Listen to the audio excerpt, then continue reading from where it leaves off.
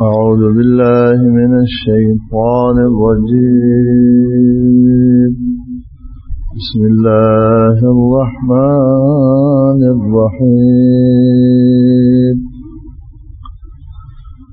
فأما من طغى وآثر الحياة الدنيا فإن الجحيم هي المأوى.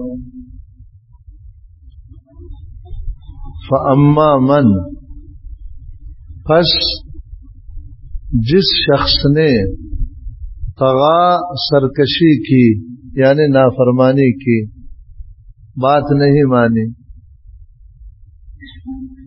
وآثر اور ترجیح دے دیا، یعنی زیادہ خیال رکھا، الحیات الدنیا، دنیا کی زندگی کا، دنیا کی زندگی کو ترجیح دے دیا آخرت کی زندگی پر، یعنی دنیا کی لذات کو، دنیا کے نفع کو اس نے حاصل کیا، آخرت کی لذت اور نفع کی فکر نہیں کی۔ وآثر، ترجیح دے دیا، الحیات الدنیا، دنیا کی زندگی کو آخرت کے اوپر۔ فإن، یقینی بات ہے، الجحیم، دوزخ، ہی المأویٰ، یہی اس کا ٹھکانہ ہے۔ فإن الجحیم، بے شک دوزخ، ہی، یہ دوزخ، المأویٰ، اس کا ٹھکانہ ہے۔ طغا کے معنی ہے اللہ تعالیٰ کے احکامات کو توڑ دینا۔ دوسرا ایک معنی ہے اللہ جل شانہ کی نعمتوں کو اس کی نافرمانی میں استعمال کرنا۔ جیسے ہمارے اعضاء ہے جسم کے، ان میں سے ہر چیز خدا تعالیٰ کی نعمت ہے نا۔ جس کو آنکھ نہیں ہے، یا بہرا ہے، یا گنگا ہے، لنگڑا ہے، ہاتھ نہیں ہے، جاؤ اس سے پوچھو کہ ان میں سے ہر ایک کتنی بڑی نعمت۔ ان نعمتوں کو اللہ تعالیٰ کی نافرمانی میں لگایا، گناہوں میں۔ مال کتنی بڑی نعمت ہے، اسی سے انسان کی زندگی ہے۔ مال کو اللہ تعالیٰ کی نافرمانی میں خرچ کیا، شریعت کے خلاف اس کو استعمال کیا۔ طغا سے یہ مراد ہے، یہ دوسری تفسیر۔ تاویلات اہل سنہ ایک تفسیر ہے علامہ ماتریدی کی، جو 333 ہجری میں اس کی وفات ہے، بہت بڑے مفسر ہیں۔ یہ بات انہوں نے لکھی ہے کہ طغا کا ایک معنی ہے اللہ تعالیٰ کی نعمتوں کو اس کی نافرمانی میں استعمال کرنا۔ کل میں نے آپ کو بتایا تھا کہ بعض حضرات کے نزدیک یوم، یہ جواب ہے اذا کا۔ آج یہ بھی یاد رکھو، فَإِذَا جَاءَتِ الطَّامَّةُ الْكُبْرَى۔ دوسرے مفسرین فرماتے کہ یہ فَأَمَّا مَنْ طَغَى اس کا جواب ہے کہ جب قیامت ہوگی تو پھر کیا ہوگا؟ فرمایا پھر یہ ہوگا، جو گمراہ ہوگا اور دنیا کو ترجیح دے دے گا اس کو دوزخ میں ڈالیں گے۔ یہ محذوف نہیں ہے، یہ حضرات کہتے ہیں جواب، بلکہ کیا ہے؟ کل تو بتایا تھا محذوف ہے نا، جس پر یوم دلالت کرتا ہے، یوم تذکر الانسان۔ فصل الی شقی و سعید، قسم الی شقی و سعید۔ دوسرا قول یہ کہ محذوف نہیں ہے، یہ فاما من طغى یہ خود اس کے لیے یسألونک تک، یہ خود جواب ہے کہ قیامت جب آئے گی، اذا جاءت الطامۃ الکبریٰ، تو پھر کیا ہوگا؟ فرمایا یہ ہوگا۔ امام رازی رحمۃ اللہ علیہ نے اپنی تفسیر میں لکھا ہے کہ ان دو آیات میں طغى وآثر الحیات الدنیا، اس دو آیاتوں میں ہر قسم کے گناہ شامل ہیں، خواہ ظاہری ہو یا باطنی ہو، کیونکہ طغا سے دل کی خرابی کو بیان کیا گیا ہے، جس کو قوت نظریہ کہتے ہیں، قوت علمیہ۔ طغا کا معنی ہے دل کا خراب ہو جانا۔ دل کیسے خراب ہوتا ہے؟ اس میں برے عقائد، اللہ تعالیٰ کی ذات، صفات، افعال کے بارے میں، اللہ کے رسول صلی اللہ علیہ وسلم کے بارے میں، دین اسلام کے بارے میں، یا تمام وہ اخلاق ذمیمہ، برے اخلاق جو دل میں ہیں، یہ سب طغا میں شامل ہے. تکبر ہے، عجب ہے، ریا ہے، حسد ہے، کینہ ہے، بغض ہے، نفرت ہے، حب مال ہے، حرص ہے، طول العمل ہے، بخیلی ہے. یہ جو بری بری صفات ہے یہ سب داخل ہے اس میں. طغا کے اندر دل کی تمام بیماریاں شامل ہیں، کیونکہ اس سے قوت نظریہ اور قوت علمیہ کی خرابی مراد ہے. وہ کہتے ہیں جس شخص کو اللہ تعالیٰ کی معرفت حاصل ہوتی ہے تو اس کا نتیجہ ہوتا ہے کہ وہ اپنے نفس کی معرفت حاصل کرتا ہے، اپنی حیثیت اس کے سامنے کھل جاتی ہے.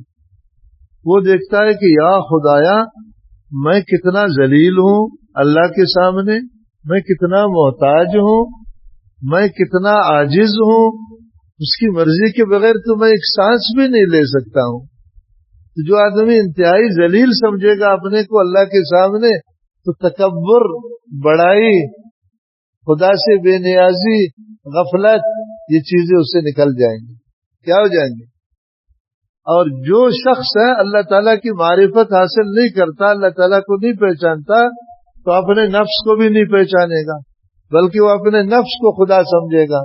اس کے اندر تکبر ہوگا، اس میں بڑائی ہوگی، وہ اپنے کو ایک آسمان خان سمجھے گا، اس لیے وہ دین کے قریب نہیں آئے گا، اللہ کا محتاج ہی نہیں سمجھے گا اپنے کو. تو طغا کا معنی یہ ہو گیا کہ جو شخص اللہ تعالیٰ کی معرفت حاصل نہ کرے، جس کے نتیجے میں اس کو اپنے نفس کی معرفت حاصل نہیں ہوگی، تو وہ غفلت اور تکبر کا شکار ہو کر دل کی بیماریوں میں مبتلا ہوگا، خواہ برے اعتقاد ہو یا برے اخلاق ہو. بات سمجھ میں آ گئی؟ قرآن کا کمال دیکھو، ایک لفظ میں کتنی چیزیں داخل ہو گئی. اور جو دوسری علامت ہے دوزخیوں کی کہ وآثر الحیات الدنیا، اس میں تمام ظاہری اعمال، برے اعمال، برے اخلاق جو ہمارے ظاہری اعضاء سے صادر ہوتے ہیں وہ مراد ہے. مثالیں اپنے جسم سے جو ہم کام کرتے ہیں، اپنے اعضاء کو جیسے استعمال کرتے ہیں، یا اپنے مال کو جیسے کماتے ہیں، رکھتے ہیں، استعمال کرتے ہیں، یہ سب اس میں شامل ہے. یعنی جو دنیا کو ترجیح دے دے گا تو وہ آنکھ کی لذت کے لیے گناہ کرے گا نہیں کرے گا؟ آخرت سے نہیں ڈرے گا.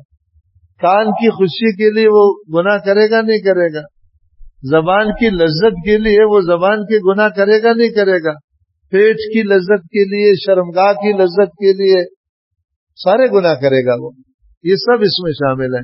یعنی دنیا کو اس نے اعلیٰ سمجھا ہے آخرت کے مقابلے میں. اسی طرح مال سے متعلق جو چیزیں ہے کہ حرام سے کمایا، غلط جگہوں میں خرچ کیا، غلط طریقے سے رکھا، جو اہل حقوق ہے ان کو حق نہیں دیا، جیسے ہمارے معاشرے میں ہے عورتوں کو حق نہیں دیتے. ہمارے پاس جو میراث کے مسائل لوگ لاتے ہیں نا، اس میں صرف مردوں کے نام لکھے ہوتے. میں کبھی کہتا ہوں اس صاحب سے کہ تم آسمان سے گرا ہے تمہارا خاندان، کوئی عورت کے بغیر اتنے مرد پیدا ہو گئے. تمہاری ماں کدھر ہے، تمہاری بہنیں کدھر ہے، تو دوسری جو ہے نا عورتیں کدھر ہے؟ کہا سر وہ تو ہے، وہ مانگتی نہیں ہے بالکل. میں نے کہا کبھی کسی مرد کو دیکھا ہے جو نہ مانگے؟ جس کو لاکھوں کروڑوں مل رہے وہ کہے. یہ مسئلہ خوب یاد رکھنا، عورتوں کے معاف کرنے سے ان کا حصہ میراث معاف نہیں ہوتا.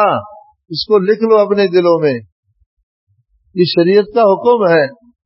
عورت کے حصے کو الگ کر کے اس کو حوالہ کرنا فرض ہے. یار 25 لاکھ روپے ایک عورت کو پتہ ہے مجھے ملیں گے، اس غریبی میں، اس مہنگائی میں، اس پریشانی میں وہ بیچاری کو عید کے کپڑے لینے کے لیے بھی پیسے نہیں ہے. وہ چھوڑے گا کہ یہ میرا بھائی ہے؟ اس کا پورا مال اس کا حوالہ کرنا فرض ہے. اس کے بعد اس کی مرضی وہ کسی کو دے دے یا خیرات کر لے یا کچھ بھی کر لے. اسی طرح یہ مہر میں ڈنڈی مارتے ہیں صوفی لوگ، اتنے بہت مہر مقرر کرتے ہیں 20 لاکھ 25 لاکھ. کہا بھائی کب دے دیں گے؟ کہا قرض ہے. وہ بیوی بیچاری چیخ چیخ کر کے بڈھی ہو جاتی ہے اس کو 1 روپیہ نہیں ملتا. تو اچھا اتنا یہ کھانا پینا جو فری میں تم کو روٹی کپڑا مکان دے رہا ہے یہ کم ہے جو ہم سے میراث مانگتے. حاجی صاحب یہ جو روٹی کپڑا مکان ہے یہ نکاح کا عوض نہیں ہے, یہ تمہارا فریضہ ہے. مہر بالکل ایسا قرض ہے جیسے کسی بیگانے کا قرض ہو. سمجھ میں نہیں آئی؟ تو مال سے متعلق جو چیزیں ہیں, جو مال کے احکامات کو ادا نہیں کرے گا دنیا کو پسند کیا اس نے نا, جو ادا کرے گا تو آخرت کو پسند کرے گا. امتحان ہے نا, اس میں یہ سب داخل ہے. فرمایا دیکھو حدیث میں حب الدنیا رأس کل خطیہ, دنیا کی محبت ہر گناہ کی جڑ ہے. حضرات صوفیہ کرام رحمہم اللہ فرماتے دنیا 3 چیزوں کا نام ہے, اس کو غور سے یاد رکھو. میں بھی محاسبہ کرتا ہوں, آپ بھی محاسبہ کرو. نمبر 1 حب مال, مال کی محبت کو دنیا کہتی ہے. مال کی محبت کی نشانی یہ ہے کہ کمانے میں شریعت کا خیال نہ کرے, خرچ کرنے میں شریعت کا لحاظ نہ کرے, رکھنے میں شریعت سے نہ پوچھے, یہ حب مال ہے. نمبر ہے حب جاہ, عزت کی محبت, لوگ ہماری قدر کرے, لوگ ہمیں بڑا سمجھے, لوگ ہماری تعریف کرے, لوگ جو ہے نا ہمارے سامنے کھڑے ہو جائے, یہ بہت بڑی بیماری ہے, یہ بھی دنیا ہے. حدیث میں جو شخص یہ چاہتا ہے کہ لوگ میرے سامنے کھڑے ہو جائے جب میں آ جاؤں, فَلْيَتَبَوَّأْ مَقْعَدَهُ مِنَ النَّارِ, تو وہ اپنا ٹھکانہ دوزخ میں تیار کر لے. کیا کر لے؟ ایک تو ہے نا کہ ویسے ایک بوڑھا آدمی ہے, ایک بزرگ آدمی ہے, لوگ اس کے سامنے کھڑے ہوتے ہیں, وہ نہیں چاہتا. ٹھیک ہے کھڑے ہونا اچھی بات ہے, مگر ایک خود چاہتا ہے کہ میرے سامنے, یہ ہمارے باباؤں کو نہیں دیکھو, ایک جوان اگر ذرا جو ہے نا اس کی طرف توجہ نہ کرے کا ادب نہ لریتے, تم کیسا بے ادب ہے, ہم آ گیا تو تمہیں 10 منٹ پہلے ہمارے سامنے کھڑا ہونا چاہیے.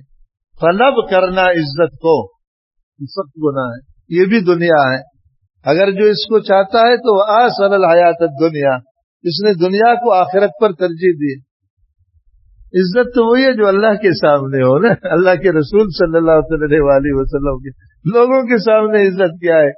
حضرت قاری طیب صاحب رحمۃ اللہ علیہ فرماتے تھے لوگوں کے سامنے عزت کا مطلب یہ ہے, میرے گلے میں پھول کا ہار چڑھا دیا ایک شخص نے تو میری عزت ہو گئی. بھائی ایک تو عزت میرے ہاتھ میں نہیں ہے, دوسرے کے ہاتھ میں ہے.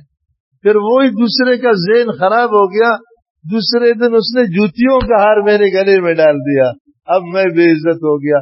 لعنت کرو ایسی عزت پر جو دوسرے کے ہاتھ میں ہے, وہ بھی خیالی ہے. اپنے خیال میں آپ کو اچھا سمجھتا ہے تو عزت ہے, خیال میں برا سمجھتا ہے تو بے عزتی ہے. خیال اس کے اپنے اختیار میں بھی نہیں ہے. جو لوگ اس دندے میں ہوتے ہیں نا کہ لوگ ہمیں اچھا سمجھے, لوگ ہمیں عزت دے دے, لوگ ہمیں بڑا سمجھے, دنیا کے بیوقوف ترین لوگ ہیں. عقل مند لوگ وہ ہے جو ہر وقت اس فکر میں ہے اللہ کے سامنے ہماری عزت. مسلم شریف کی روایت ہے, اللہ تعالیٰ جس سے خوش ہوتا ہے اس کی فرمان برداری سے جبرائیل علیہ السلام کو بلاتے ہیں.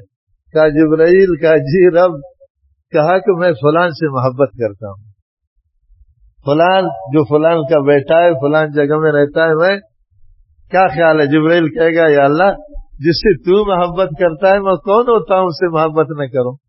پھر جبرائیل آتا ہے آسمان 7ویں آسمان میں اعلان کرتا ہے, پھر وہ فرشتے 6 آسمان میں آتے آتے پہلے آسمان تک یہ اعلان پہنچتا ہے.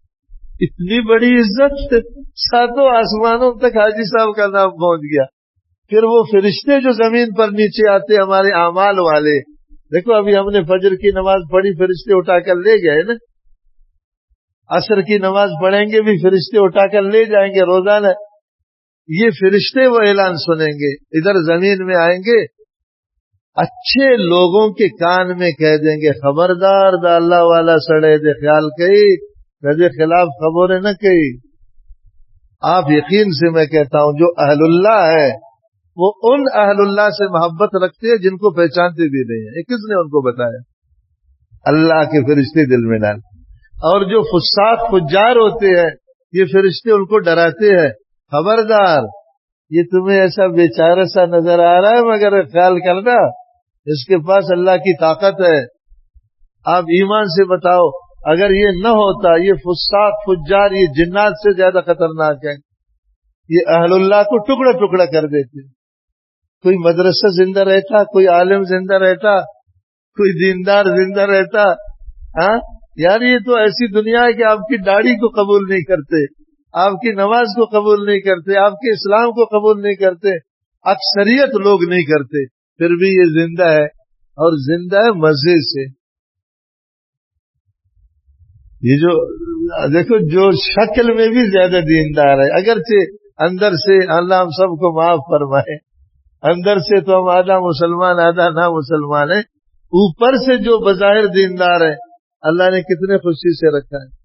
مجھے اس دن لے گئے تھے وہ مدرسے والے اپنے ایک تقریب میں, بہت سارے علماء بیٹھے تھے. میں نے کہا مولوی صاحبان, ہم اللہ تعالیٰ کی رحمت کو سوچتے نہیں ہیں. یہ جو طالب ہوتے ہیں بظاہر دیندار ہے نا, دوسروں کی نسبت زیادہ اچھے ہیں اور حقیقتاً بھی دوسروں سے اچھے ہیں, رات دن قرآن حدیث پڑھتے ہیں. میں نے کہا یار اس مہنگائی میں کلندر بابا کے ملنگان ہو نہیں ہو, فری میں ہر چیز مل رہی ہے, ٹائم پر گھنٹی لگے گی طالب کو دودھ پتی خوراٹا کے ساتھ, پتہ ہی نہیں ہے پٹرول کی قیمت کتنی ہے. میں نے کہا لوگ سوچتے نہیں, اگر اس کو سوچتے قسم خدا کے کافر مسلمان ہوتے. میں نے کہا جاؤ سروے کرو اسپتالوں میں, بڑے بڑے مریض آپ کو علماء نہیں ملیں گے انشاءاللہ, میں چیلنج سے کہہ رہا ہوں. جاؤ کینسر وارڈ میں, جاؤ ایڈز کے وارڈ میں, جاؤ ٹی وی کے وارڈ میں, آپ کو دیندار لوگ کم ملیں گے, اکثر دوسرے لوگ آپ کو ملیں گے. کسی کی پیشانی پر نہیں لکھا ہوتا کہ یہ دیندار ہے یا بے دین ہے. جو ظاہری, میں نے ان مولویوں سے کہا اللہ کا شکر نہیں کرتے ہو, لوگ کروڑوں اپنی بیماریوں پر خرچ کرتے ہیں, نہیں کرتے. تمہیں اللہ تعالیٰ ایک پیناڈال سے ٹھیک کرتا ہے. وہ ایک مولوی صاحب کہہ رہے تھے میرا گلا بالکل بیٹھ گیا ہے, میں بات نہیں کر سکتا. کہا بھائی تم شاتوت کا مسواک کرو. شاتوت نہیں ہے, آج سیزن ہے اس کا. 10 دن بعد مٹھائی کا ڈبہ لایا, کہا میں تو ٹھیک ہو گیا. میں نے کہا قاری صاحب قرآن کی برکت سے ٹھیک ہوا. لوگ آپریشن ہی کرتے ہیں, پلاسٹک کے پائپ ڈالتے ہیں, پھر بھی ٹھیک نہیں ہوتے. تو شاتوت کے مسواک سے ٹھیک ہو گیا. ان چیزوں پر غور اب نہیں کرتے, غور کریں گے تو دماغ کھلے گا. اور یہ میں بھی تجربہ کر سکتا ہوں, آپ بھی.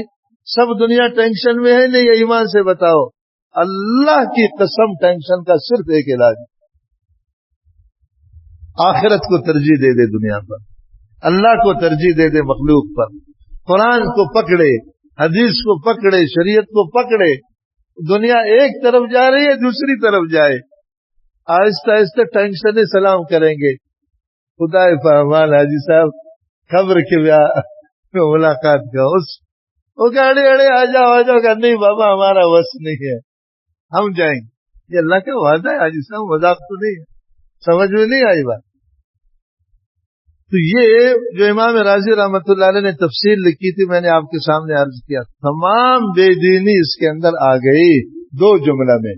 فَأَمَّا مَنْ طَغَىٰ, جس کا دل خراب ہو گیا, وَآثَرَ الْحَيَاةَ الدُّنْيَا, جس کا ظاہر خراب ہو گیا, فَإِنَّ الْجَحِيمَ هِيَ الْمَأْوَىٰ, دوزخ اس کا. اور یاد رکھو, خدا نہ خواستہ جس کو دوزخ میں جانا ہوتا ہے, دوزخ کا اثر یہاں زندگی میں بھی آتا ہے. یار ہر دوسرے دن خودکشیاں ہو رہی ہیں, نہیں ہو رہی. ایک آدمی کو دوزخی اعمال کی وجہ سے دوزخ میں جانا ہوتا ہے, تو ابھی سے دوزخ سے دوستی اس کی شروع ہو جاتی ہے. دوزخ کی ہوائیں اس دنیا کی زندگی میں لگنا شروع ہوتی. اس کی مختلف شکلیں ہیں, ناقابل برداشت پریشانیاں, ناقابل برداشت مصائب, یہاں تک کہ جو ہے نا کئی لوگ بالکل ہی جو ہے نا نماز تک چھوڑ دیتے ہیں, نہیں ہے, اللہ سے بدزن ہو جاتے ہیں الحمد للہ. کئی لوگ خودکشی کر لیتے ہیں, کئی لوگ کلمہ کفر نکالتے ہیں. یہ سب دوزخی اثرات ہے. کیا ہے یار, فرض کر لو, میں ایک مثال آپ کو دے دوں. مہنگائی ہے مثال کے طور, سب ملک میں مہنگائی ہے یا صرف ایک آدمی پر مہنگائی ہے؟ ہاں, کئی لوگوں پر زیادہ اثر نہیں ہے, کئی لوگوں پر زیادہ اثر ہے. کیوں بھائی؟ آپ کہیں گے یہ غریب ہے, میں غریبوں میں آپ کو دکھاتا ہوں. کئی بہت غریب ہے, ان پر کوئی اثر نہیں ہے. کئی بہت سیٹ ہے, ان پر زیادہ اثر ہے. نہیں سمجھ میں بات آ رہی؟ شک ہے تو جاؤ سروے کرو. کیوں بھائی؟ بدامنی ہے تو پورے ملک میں بدامنی ہے. بدامنی سے ایک آدمی زیادہ پریشان ہے، ایک تھوڑا پریشان ہے، ہر کوئی فرق تو ہے نا، مصیبت دونوں پر ہے. مگر محبوب تو عالم صلی اللہ علیہ وسلم فرماتے تھے مجھے جب بخار ہوتا ہے تو 2 آدمیوں کے برابر بخار ہوتا ہے. کس کے برابر؟ اور حمّا یثرب، مدینے کا بخار، وہ جان لیوا بخار. محبوب تو عالم صلی اللہ علیہ وسلم نے دعا فرمایا یا اللہ یہ جو یثرب کا بخار ہے اس کو جوحفہ بھیج دو. جوحفہ یہودیوں کی آبادی تھی، ابھی بھی ہے سعودیہ میں. اے اللہ یہ مدینہ والے بخار کو کہاں بھیج دو. ایک دن میں نچوڑ کر رکھ دیتا تھا. ابھی بھی یہ جو حجاج معتمرین جاتے ہیں، محبوب دو عالم صلی اللہ علیہ وسلم کی دعا نہ ہوتی تو ایک دن میں مر جاتے. مگر پھر بھی اس کا اثر اتنا ابھی بھی باقی ہے کہ دوسرے سعودیہ کے بخاروں سے مدینہ کے بخار اب بھی زیادہ تکلیف دیتا ہے. سمجھ میں آگے نہیں آئی تو حضور نے دعا فرمائی، جوحفہ میں اللہ نے بھیج دیا یہودیوں کے پاس اس کو. سمجھ میں نہیں آئی تو یہ یاد رکھو، دنیا کی مصیبتوں سے بھی چھٹکارے کا صرف ایک راستہ ہے، صرف ایک راستہ ہے، صرف ایک راستہ ہے. اس کا نام ہے اللہ سے تعلق. اللہ سے تعلق. کل آپ کو بتایا تھا، امام راضی نے لکھا علم کے بغیر ممکن نہیں ہے. علم حاصل کریں گے اللہ کی پہچان ہوگی کہ اوہو یہ شہنشاہ اعظم ہے، خوف پیدا ہوگا. انما یخشی اللہ من عباد العلماء، اللہ اس لیے کہتا ہے اللہ سے زیادہ ڈرنے والے کون ہیں میرے بندوں میں؟ علماء ہیں. کیوں؟ علماء اللہ کو پہچانتے ہیں. دیکھیں آپ ایک شیر کو لاؤ اپنے گھر میں، آپ کا جو پوتا ہے نا 4 سال والا، وہ اس کو گھر کا بکری سمجھ کر اس کا کان مروڑ دے گا، نہیں مروڑے گا؟ ہاں، کیونکہ وہ اس کو پہچانتا نہیں ہے کہ یہ شیر ہے. بابا ادھر چڑیا گھر میں گیا ہے، شیر نے ذرا ایسی آنکھیں نکالی، حالانکہ پنجرے میں بند ہے، ایک داڑ مارا اس نے. حالانکہ یہ چڑیا گھروں والے شیروں کی حیثیت کیا ہے، اندر سے وہ بدبخت بکری ہو چکے ہوتے ہیں.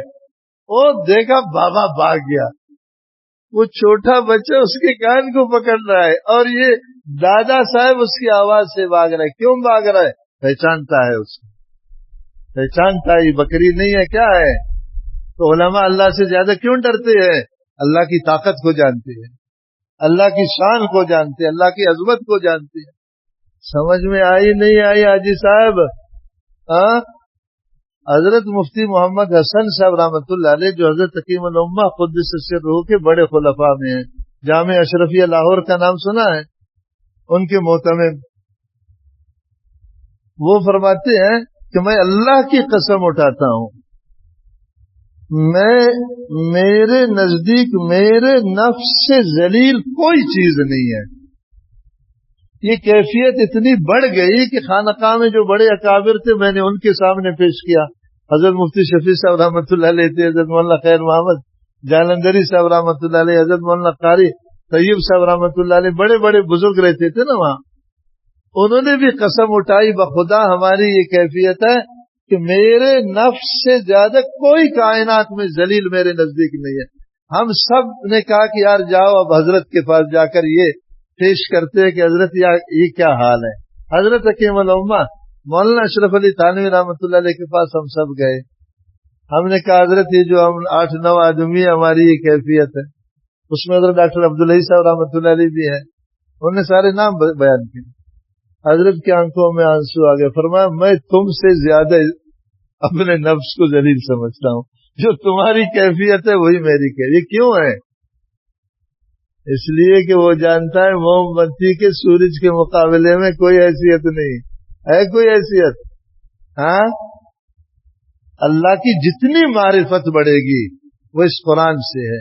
حضرت حکیم الامہ قدس سرہ نے لکھا ہے جوانی میں ایک مجذوب بزرگ مجھ سے مل گیا. یہ بات سننے کی ہے، پتہ نہیں یہ باتیں آپ یاد رکھتے ہو یا نہیں رکھتے ہو. یا کام کی باتیں اللہ تعالیٰ مجھ سے کہلواتا ہے، ان کو یاد کرو. کہتا ہے جو ہے نا ایک مجذوب تھا. مجذوب بزرگ وہ ہوتا ہے نا جو ہر وقت اللہ کے ساتھ ہوتا ہے. بظاہر شکل سے لوگ سمجھتے ہیں کہ یہ پاگل ہے. کہتا ہے میں اس کے پاس گیا، میں نے کہا میں اللہ تعالیٰ سے محبت رکھنا چاہتا ہوں، کوئی طریقہ بتاؤ مجھے. میں کیا کرنا چاہتا ہوں؟